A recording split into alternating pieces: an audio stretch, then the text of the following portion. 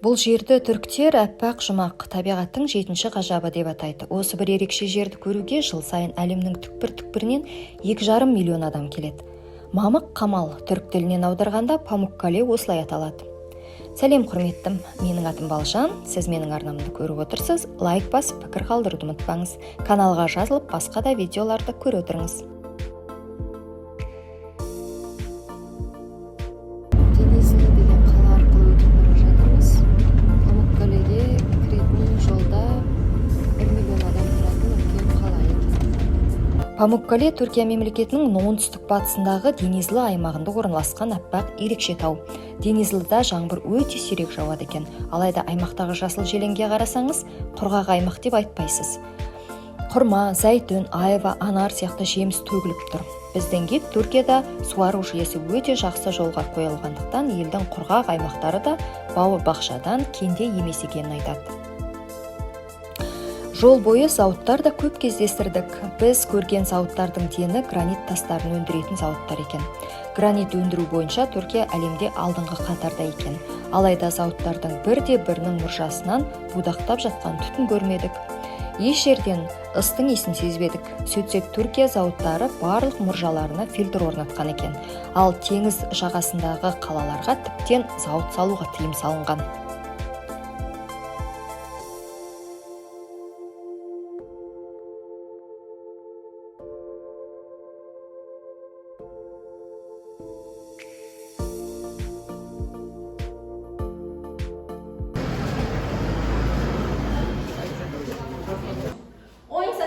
Прозрачный, полудрагоценный камень, который отбывается именно в Памуккале. В основном там три оникса, так не знаю. Но он ужимала его. После этого, если у кого реально есть... Шқырылысқа деген сондай нелері. Давленияны реттейтін деген кружкалар жақсы сияқты. Қолын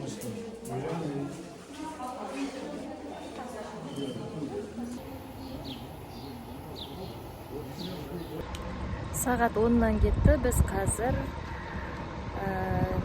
текстиль сататын дүкенге келдік. Жаңағы тастар сататын дүкеннен бір кружка сатып алдық. Ол кружка емдік қасиеті бар дейді.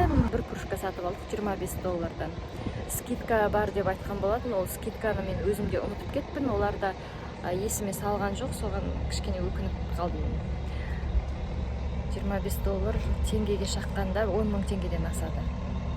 Тағы бір айта кетерлігі, бұл жақта баламалы энергия көзіне көп көңіл бөлінуде. Жел, күн, электр станциялары көптеп кездеседі.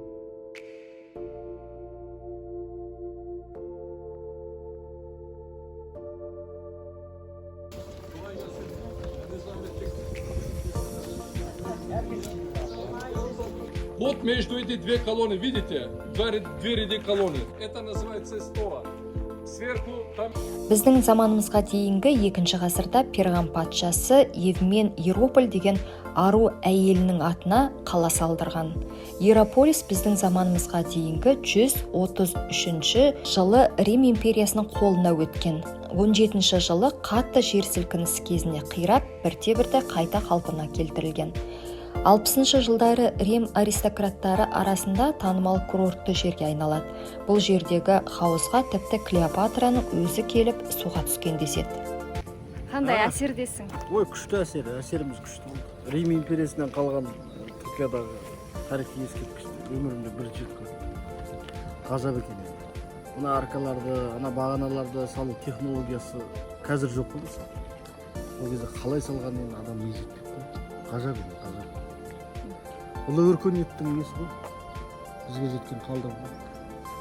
Ерополис Фригия астанасы болып, кейін Византияның қарамағына өткен. Ал түріктердің қолына 1210 жыл өткен екен. 1354 жылғы жер сілкінісінде қала толық қираған. Бұл қаланы ең алғаш 1887 жылы неміс археологтары тапқан. Қазба жұмыстары әлі жалғасып келеді. Бұл ежелгі қаланың археологиялық жұмыстарын жүргізіп жатқанына бірнеше ғасыр болды дейді. Бұл жерге археологиялық жұмыс жүргізіп жатқан Италия мемлекетінің археологтары екен негізгі. Бұл жерде бассейнге түседі екен, минералды суының бассейні. Бассейн Клеопатры деген осы жерде екен. Бұл бассейнге Клеопатраның өзі келіп суға түсетін болған екен. Қазір Клеопатра хаузында туристер көп. Түрлі ұлттың өкілі әлемнің түкпір-түкпірінен келіп хауызға шомылып жүр. Бұл хаузда жылы термалды су минералды бұлақтан келеді. Хауыз ежелгі Рим моншасының қиранысынан қалған. Памуккаледе қазіргі уақытта адамдар өте көп, туристер деген қаптап жүр. Әртүрлі ұлттың өкілдері, әртүрлі елден. Бұл жерге Памуккалеге жылына 2,5 миллион адам, 2,5 миллион турист келеді. Түріктер туризмді әжептәуір жолға қойып алғаны көрініп тұр.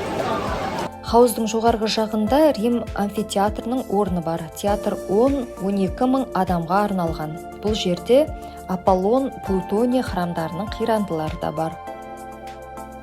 Памуккаледе музей тегін екен. Қазір қайтып бара жатқан кезде келеміз, бірінші бассейндерге барамыз.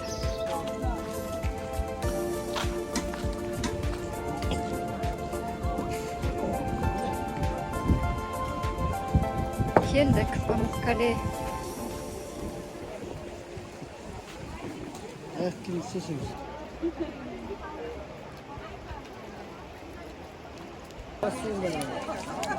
Міне бассейндары Памуккаленің.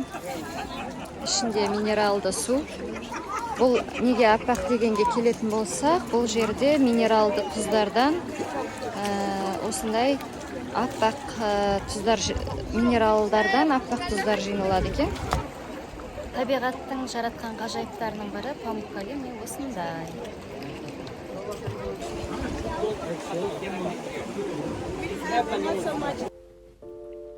Памуккале Түркияның оңтүстік батысындағы Денизлі аймағында орналасқан аппақ ерекше тау екенін айттым.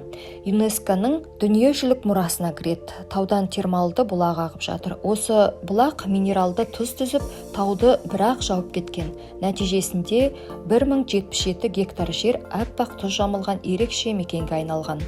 Памуккаледегі минералды судың температурасы 36 Цельсий градус.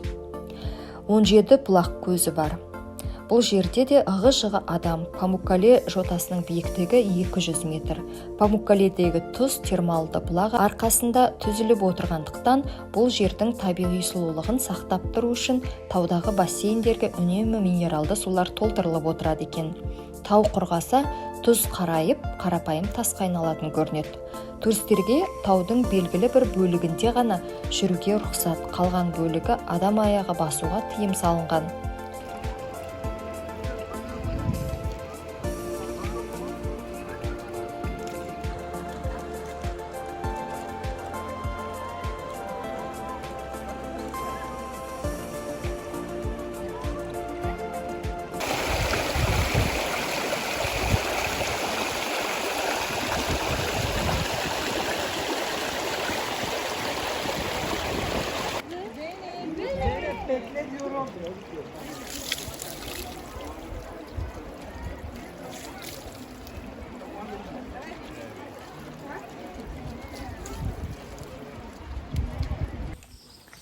Қазір енді музейге кіреміз. Күн шақырайып тұр, тас төбеден ұрып тұр күн. Бас киім кимей келгенімізге өкініп тұрмын.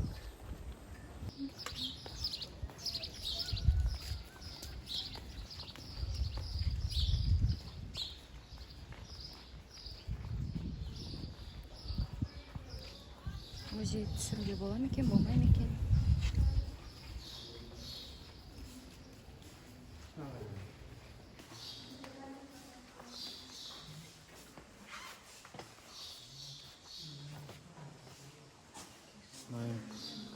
Не дейді? Рим кезеңінен болған. Қалай ойғаны? Не ғой? Қалай жасайды? аттар киймейген да. Иә. Соның бір технологиясы болған болып тұрған. Кәдімгі шебер суретшілер Жоқ, мүсіншілер бар. суретшілер болғанда тастан қалай салдың сен? Оятта бүйтіп қашап тұр ғой. Қашап салып тұр ғой. Мынаны қарашы қандай салған. Саркофагтың ішін қарасайшы. Соғысты бейнеленген. Соғысты бейнеленген. Мынаны қарашы қандай жасаған. Қатты адамның аяқтарының бұлшық еттеріне дейін дәл көрсеткен. Иә.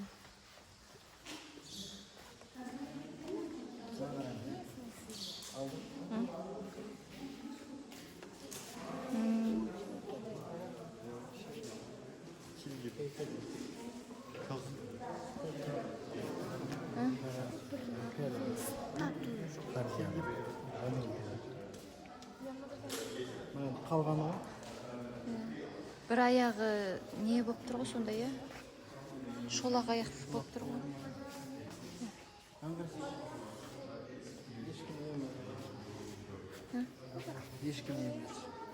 Ешкіні еміп жатыр.